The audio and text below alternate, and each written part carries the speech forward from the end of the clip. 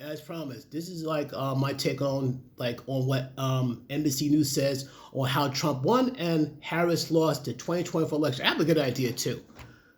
I have a good idea. The sad thing is like if Kamala Harris come in as vice president, she should have came in with her own set of ideas how to make the government run better. That under Trump, they had Harris and Biden had so many opportunities to prove themselves. They could build back better. They could bring the people together. They could do some of the things better than Trump, and they failed miserably. Instead of trying to bring people together with kind and love, they're trying to bring people together by guilt, force, and shaming. Not it. Build the economy. They dropped the economy so low with the inflation. And this is what I heard. It's like the reason why that inflation went crazy because people were spending their money because the pandemic is over. Like the one let. You sure about that? I mean, yeah. How you sure it's not because we gave so much money away to other countries? Have you thought of it that way? And made other deals with Americans' money? You sure it's not that? But I digress. Let me get started here. Like how Trump won and Harris lost in the 2024 election. And this is how it starts off. It starts off like say at West Palm Beach, Florida. Democrats were counting on fed up women to elect America's first female president. Instead, dissatisfied men helped return Donald Trump to power. Let me get this straight. You try to go in a palm where you got fed up women, go out, drag their husbands, drag their boyfriends, drag their fiancés, and make them vote for Kamala Harris. If you don't vote for Harris, we're breaking up. If you vote for Trump, we're breaking up. It's sad. But you know what I say about that? These women who make these threats, who make these ultimatums on their men, you know what you're doing, ladies? You're telling on yourselves. You sound like, instead of letting your man, lead the household, you grab power for yourself. And when you disrespect your man by making threats like that, you're telling yourself, and the man's going to, call your bluff and walk away from you, you got yourself to blame. You don't do that. But yet they do. Their relationships destroyed over politics. Gentlemen, this is why if you find your mate, make sure she's in line with you politically as well. You'd be surprised how fast things get ugly. I know way too many people, like say I have friends of mine who are conservative, they go with women who are liberal and it don't last very long. That is sad. That's sad. People say, oh, they do this. You're right, they do this, but not in very big numbers. I promise you that. But this is what it says here. The president-elect two eldest sons help him pick a running mate who once decried childless cat ladies. No comment. All I'm going to say, 2024 is coming. Single, childless. I didn't make the prediction. I don't think Donald Trump and his people made that prediction. J.P. Morgan made that prediction. And right now, they're licking their chops. They put their money down. They say, oh yeah, it's going to pay off big. It's going to pay off big. Ka-ching. Well, let me go back to the president elects two elder sons helping pick a running mate who wants to cry childless cat ladies while his oldest son Barron, and by the way, Barron, the little Barron, he's no little anymore. That boy is a basketball-sized dude.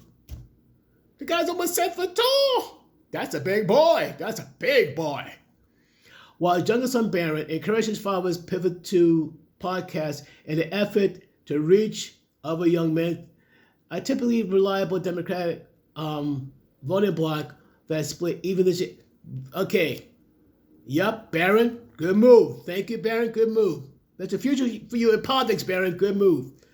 Podcast. Okay, Joe Rogan, best one. I heard like about halfway through it and I loved it. I'm not gonna lie, I loved it. I tried to listen to the whole thing from start to finish, give my thoughts on that one. But I'm not gonna lie, I enjoyed it. The funny part, they want Kamala Harris in there, but here's the thing: she added so many different conditions. Oh, you can't say this, you can't add it. Joe, like, go and forget it. It's my podcast, not yours. But I think those were the few things that put Trump over the top. Goes on to say that I think the gender cap is going to be the story of the next 20 years. Truly, Democrat strategist Caitlin Lagacki said, there are a lot of men who feel that they're being left behind, that society doesn't have a place for them. No kidding. and we don't want a civil war breaking out along gender lines. We gotta figure that out. This is the biggest widening gap in American society. No kidding. But here's the thing. You got the feminists to thank for that one. You got the feminists to thank for that one.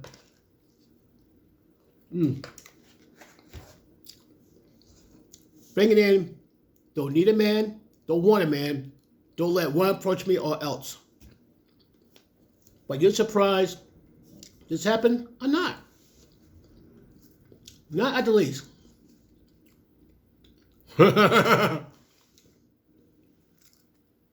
Liberals, break out the tissue. The entire country shifted right. Surprise, surprise. Like other Western democracies in the inflationary post-COVID era, with the electorate in a foul mood, Vice President Kamala Harris struggled to separate herself from a deeply unpopular incumbent who waited too long to step aside, whose age had undermined her for years. Sure, okay. Trump, meanwhile, had made strides in his promise to assemble a multiracial working class coalition winning. Okay, check this out. People accuse Republicans of being just members of a white boy club, members of the good old boy club. This is Trump we're talking about here. So check this out. And in quotes, Trump, meanwhile, made strides in his promise to assemble a multiracial working class coalition, winning 45% of Latinos, 55% of Latino men, records for a Republican presidential candidate while making gains in blue states, pushing his margins among non-college educated and middle-class income voters to new heights, according to NBC. Now, guess it's according to NBC News exit polls. NBC, not Fox, NBC. The Democratic shifts for us were just so brutal. Harris A said, I gotta read it one more time. The quote says, the Democratic shifts for us were just so brutal. Welcome to reality. Harris A said, our people rejected us. Ooh, ouch. Now Republicans, Democrats rejected them. Ouch. Oh, this gets better. Hold on, folks. Democrats' recrimination started before the clock ran out on Election Day. Harris was too cautious, many said, or she should have broken cleanly from President Joe Biden and replaced the leaders he installed in the campaign. But Trump's victory come conclusive enough across the board that they may have been little she can do. And here's the thing, though. The popular vote is one thing, but the electoral college, I was shocked. I thought, I think it's like 270. I'm thinking you need 270 electoral votes to win. Trump had 273, something like that. I said, okay, he got this. Then later on, it's like 290. Then last count, 295. There's your red wave. I think Kamala Harris at best got 224. Ouch. Ouch. That was brutal. And that's where everything counted. The 99 counted. It was overseas. Even Sick Army tried to get the votes overseas. Trump won. Trump won, folks. To all your liberal Democrats who are crying on that, check my last video if it has like the big bundles of tissue. Yeah, check that out. I say if you're going to the nearest Walmart store, get your boxes of tissue, you're going to be crying. You might lose bodily fluid control and all stuff. Yeah. But it gets more interesting here. Let's go into electoral college. Electoral votes, basically. The electorate has moved decisively to the right on a number of key issues. Pay attention here. Which happen to be the key issues that define this election, especially immigration and inflation. I'm going to say it one more time. Immigration and inflation. It's so funny how they love to... You heard the term, you have to address the 800-pound gorilla in the room. And for some funny reason, she tries to skate around and try to ignore it. Make it sound like, well, I was a middle class kid. We don't want to hear about your life story. Your life would be grand, but everybody else who was struggling paycheck to paycheck, their life sucks. It's hard. This is beyond an 800-pound gorilla in the room.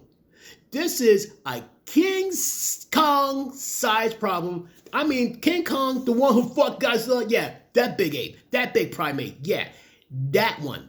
That's how big the problem is. That's how big the problem is. It's not 800-pound gorilla. We're talking about King Kong size. King Kong.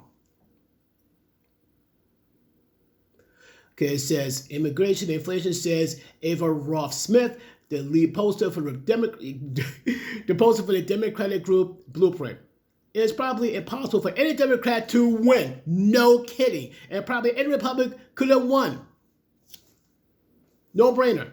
Because Harris had probably made the best possible attempt to win it, and Trump made the best possible attempt to lose it. If Trump tried to lose his election, he did a horrible job. If Trump tried to lose his election, he did a horrible job. Either way, I'm happy. Oh, man. Indeed, on his third run for the presidency, and after 9 years as a fixture of American life, Trump is positioned to be the first non-incumbent Republican of the century to not just win the electoral college, but also the most votes. So he got double header. There you go. The worst part, he's going to win the popular vote too. Another Harris aide said. So winning, winning, winning, winning. Hashtag winning. This account on how Trump won and how Harris lost is based, holy moly, on more than 35 interviews with operatives and officials from both parties and campaigns, many of whom were granted anonymity to offer their immediate, candid observations of what went right and what went wrong. Okay, hold on a second. Pause for a second. Yeah, I had to change something more appropriate. This shirt here says American by birth, and in case you can't read the rest of it, American by birth, Christian by grace of God.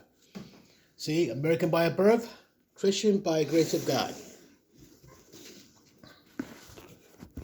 But I digress. Now, questions like, how did Trump win a Kamala Harris loss? Well, this is how we go right here. New campaign, same Trump.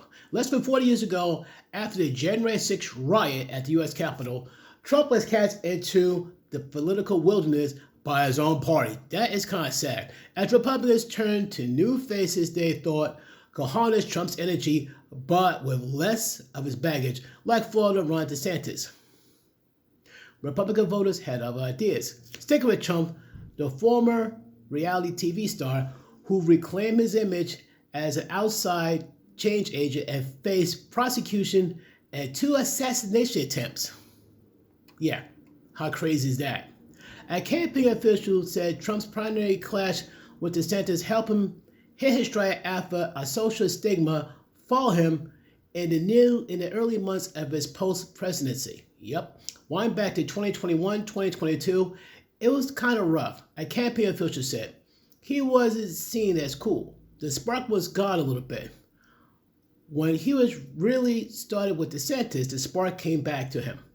Having an adversary brought back the spark. So basically, you try to pick a fight with an old dog, you give the old dog a reason to fight, and he will fight hard.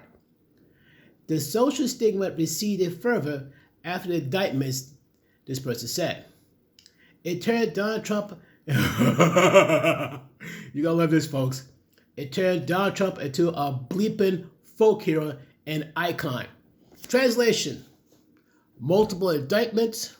I say about, multiple indictments. 3 impeachments, I think. No, 3 impeachments? No, it's multiple indictments. 2 impeachments, or 3. And 1 more important, something like that. It made him to a folk hero and an icon. Of course it's going to do that. It made him into a bigger deal. Breaking from the provisional chaos that defined his 2016 and 2020 campaigns, Trump made it clear from the beginning he wanted a professional operation, says Chris LaCivita, who along with fellow senior advisor Susie Wiles co-managed a campaign that is widely seen as more disciplined and competent than his previous ones. There you go. Even Trump himself remained as allergic to staying on matches as ever. Outside of some clashes involving Lasivita and longtime Trump advisor Corey Lewandowski that recently spilled out in public, there was little of the backstabbing that typified past Trump's campaign. Yep. There was very little drama, a campaign official said. It was like a normal campaign where people basically got along. You would talk through strategy, agree on stuff, and you would run to NBC to knife the person if you disagree with them. Facts. Goes on to say, with young male voters in mind, 18-year-old Barron Trump, 18, wow, 18. Barron Trump, who voted for the first time Tuesday, worked with campaign advisors Alex Brusewitz, I hope I'm not mangling his name, to prioritize influential male podcasters with large followings. Two sources familiar with the strategy said. The elder Trump popped up on programs like Barstool Sports, Busting with the Boys, as well as show hosts by comedians Andrew Schultz and Theo Vaughn and Mark Calloway, better known as fans of professional wrestling as the Mark, the Undertaker. Duh. Yeah, I remember that. That was cool. I think it was Taker. I think Taker and Kane was talking to the Trump. That was cool. I was loving that. That big cool was Joe Rogan. That's the big dog of podcasting. That big cool was Joe Rogan, who reached more than 17 million YouTube subscribers in the final weeks of the campaign. Trump kept supporters at the Michigan rally waiting for hours after he detoured to Texas to record Rogan's show. Harris was invited to the show too. Her campaign seriously considered it. Senior leaders pushed for it, but they ultimately concluded the risk was not worth it since they were not going to win Rogan's audience. I love it. Hold on. And Rogan himself endorsed Trump on the eve of Election Day. The Harris team handling of the invitation, though, highlighted the campaign's Harris' own cautious approach to public appearances, which Democrats now said was a mistake. You have to go on Joe Rogan. I counted that progressives need to create and support their own Joe Rogan, says Representative Rokana, Democrat of California. Create their own Joe Rogan? Oh, that should be funny. The original Joe Rogan versus the anti-Joe Rogan. That should be funny. In the immediate weeks after Harris replaced Joe Biden atop the ticket, a precious moment while America was still formulating their opinions of her, she did no interviews or media appearances, which many felt was a mistake because data shows voters responded well to her and moved more towards her direction the way they saw of her. She had a shot, but for instance, Future Howard, a flagship pro-Harris super PAC known for its rigorous testing of ads before they air, showed voters more than 750 video clips and found that the most compelling ones often feature Harris in her own voice. Yeah, when she started imitating about like 24 other voices, like she had multiple personalities. At the start of her campaign, people knew of her, but they didn't know her. They knew the name, but didn't know the person, said Jess Ferguson, a Democrat strategist who was consultant for the Future Forward. They surveyed the wreckage Wednesday. Campaign chair Jan O'Malley Dillon came in particular criticism, inevitably for the leader of any losing campaign, with accusations that she took tightly control of silent people close to Harris. A high-priced former Barack Obama aides like David Plouffe and Stephanie Cutter were brought in to help manage the final stages of the race and tasked to fix projects that some felt did not need fixing, breeding resentment and distrust under the surface of two teams that were forced together in trying circumstances. Yeah. Basically got two people enough to find each other that to work together. Others criticized the campaign's decisions to go all in or call the anti-Trump Republic. I gotta read this one more time. Others criticized the campaign's decision to go all in or call the anti-Trump Republicans and elevate billionaire Mark Cuban, even as her TV ad criticized billionaires like Trump. Who are your donors, liberal Democrats? Who are your donors? Now, don't be wrong, you got your fellow voters, but you got millionaires and billionaires who vote Democratic. You got to protect them, right? You got to make sure they get their tax credit. You sure they protect their terms of taxes, aren't you? Aren't you? Anyway, though, that's too funny. You spent hours with Liz Cheney. And guess what? We found out Liz Cheney was inconsequential, said a Democrat strategist who was a Harris ally. Ooh, that had to hurt. Okay, next. Oh, this is going to be a good one. Getting gaslit. Oh, this should be interesting. That Joe Biden's June debate performance was a disaster and was immediately evident to everyone except for Biden and the cadre of loyalists that surrounded him, his yes men. I text a friend 10 minutes into the debate saying he's going to drop or we're going to lose, said Ezra Levine, a co-founder of the Indivisible, the progressive grassroots movement that popped up after Trump's first election. Biden's age was hardly a secret. Former special counselor Robert Hur had called him an elderly man with a poor memory in an official report in March, and many Democrats had privately hoped Biden would not run for re-election, though few were willing to say it publicly. But Biden allies ignorantly insisted that, even to their own staff members, that everything was fine, while privately telling donors and party officials that Biden had to stay in the race because Harris was not up to the task. Oh boy. Staff felt like they were getting gaslit, said a Democrat involved in the re-election effort. There was this determination among some people in the Biden campaign, DNC, and White House that under no circumstances would Biden leave the race, even though all the data was showing he had no path to win. That was probably the most troubling thing. Multiple Harris aides believed that Biden allies had undermined Harris in private from the beginning of the administration, afraid that she would outshine him. They told Biden to stay in the race even if his support collapsed, and then many of them suddenly found themselves running Harris's campaign. The very people who assured that she had low approval ratings were then the same people who had to try in the last 3 months to increase her approval ratings and to get people to like her, a Harris ally said.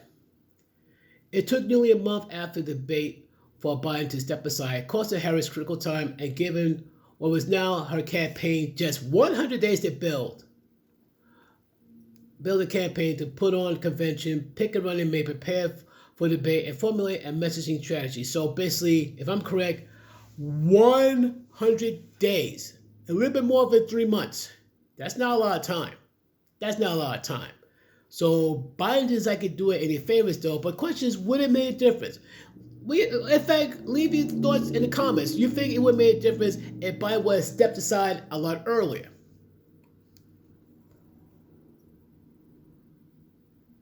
She inherited a relatively sleepy campaign. That's foul. Really? With limited infrastructure in the battleground states and difficult attracting top talent to what many feared was a doom ship. So basically, Trump was ready. Trump was battle tested. His people was ready. His people were battle tested. All his allies was in place, and they're ready to go, and they went and they won. You got Kamala Harris, 100 days. Got slaughtered. Pardon the pun. Nobody wanted to work for him, a campaign assistant said. It was dying. This is talking about Biden. So let me go back about a couple sentences. She inherited a relatively sleepy campaign with limited infrastructure in the battleground states and difficulty attracting top talent to what many feared was a doomed ship. Yeah, 100 days. Trump had these about like a couple of years or more to get ready for his moment. He was ready. He had ups, downs, whatever, but he was ready. Near the end, the last 100 days, Trump was ready. He's like went for his rocket training. He's ready to fight. Kamala Harris had less than 100 days to get in the same type of shape, and it shows because she got whooped. Biden retained the presidency, though he could have handed it to her. making it possible for Harris to fully break with somebody whom she felt intensely loyal for, having picked her as her running mate. Okay, let me stop you right there for a moment. Isn't the same Harris who went after Biden, called him a racist and all that stuff? And in the end, she's one of the first people to drop out during the running, when the first time around she tried to run for president. Yeah, keep that in mind. After Biden stepped aside, the White House was diminished. While the rest of the party thrilled, the mood was more somber at 1600 Pennsylvania Avenue. The lame duck president now had to clear things with his deputy. We have run this by the vice president? Have we run this by the vice president? He would double check with aides according with a senior official. Upon her departure, a senior White House aide offered this advice to a young White House staffer. Revenge is what the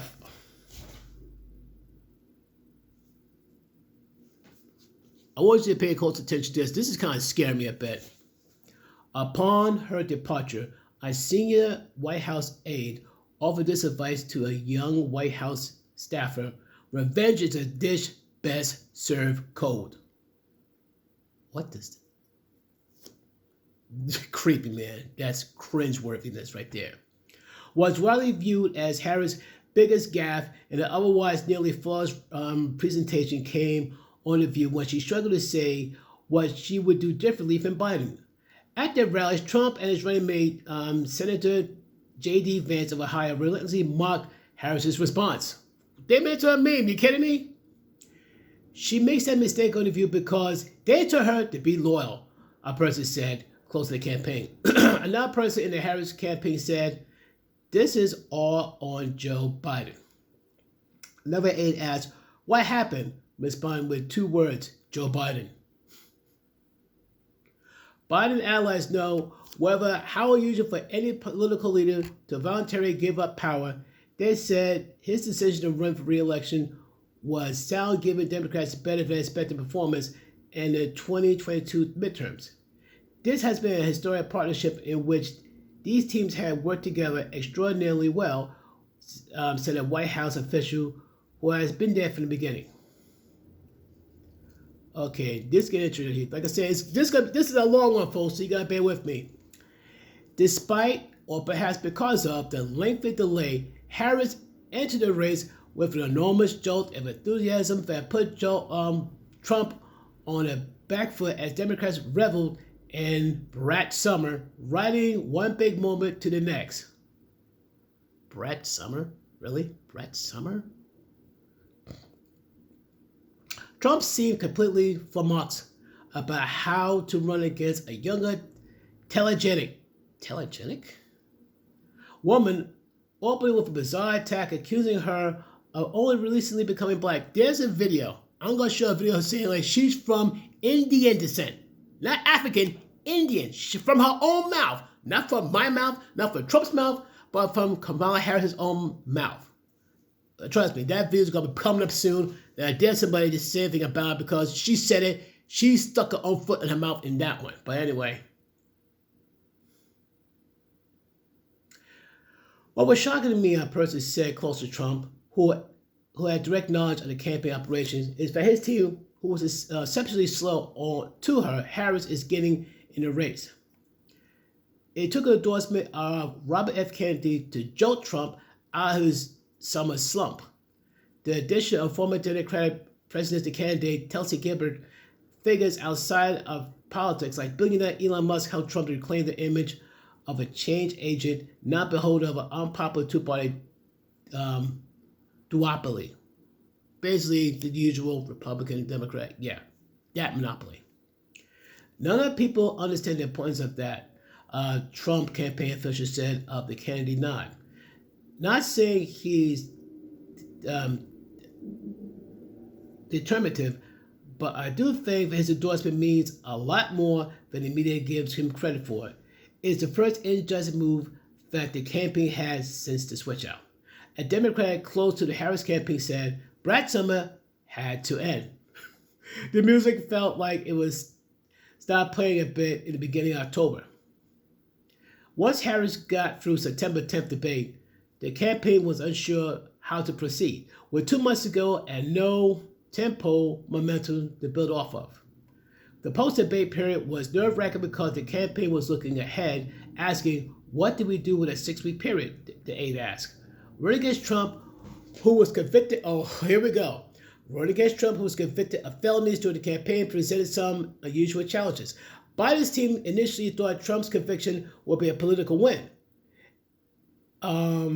In an all-staff call after his conviction, according to a Biden campaign official, there was a sense that there was a turning point in the race.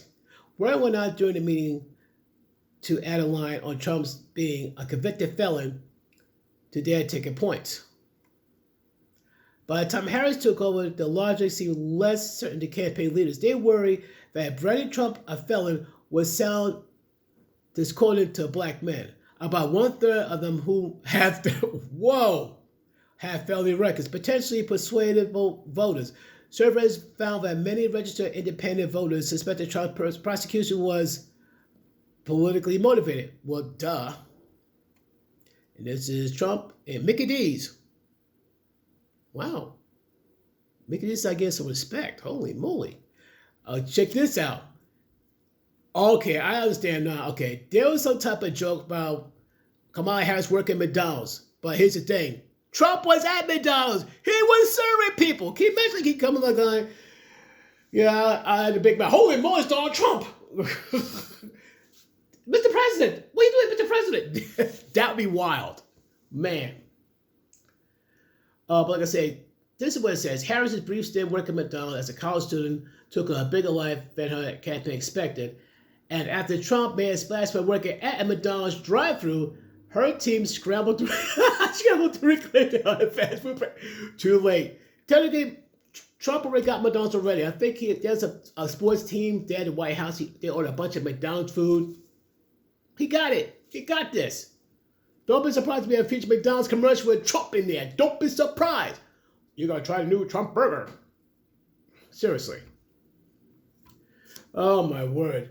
Her team schemed a proposal for a McDonald's ambassador to a ceremony award Harris a special token for McDonald's alumni, but an E. coli outbreak at the chain led to her campaign to hesitate and pull back on the idea, which never came to fruition, according to wow, that sucks. So let me read it one more time. Her team schemed up a proposal for a McDonald's ambassador to ceremonially award Harris a special token for McDonald's alumni. But an E. coli outbreak at the chain led her campaign to hesitate and pull back on the idea, which never came to fruition, according to a campaign official. That got halted quick. The campaign finally felt like it was getting its mojo back when a comedian at a Trump rally at Madison Square Garden made a joke about Puerto Ricans being floating islands of garbage. That was dumb. But the good news vibes were immediately curbed by Biden's old trash gaffe about Trump supporters. Deplorables, white supremacists, racists. Now we're trash.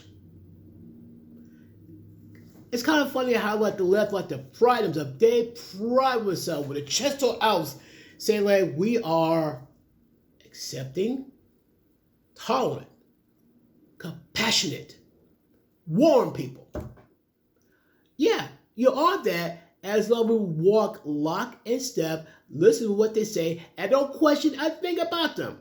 We want you to hate these people. Yes'm. Sounds familiar? Yeah. All that's missing is change and shackles. Sounds like they want us back in the plantation. No. Not this guy. No. I am being no political Toby for anyone. Not Republican, not independent, and I'm definitely making sure I'm not being no Toby, no Democrat. Nope. Not while I'm still breathing. A campaign official said staff members were on the motorcade leaving Harris's big closing argument speech at the Ellipse in Washington, D.C. when their phones started pinging when someone sharing Biden's comments.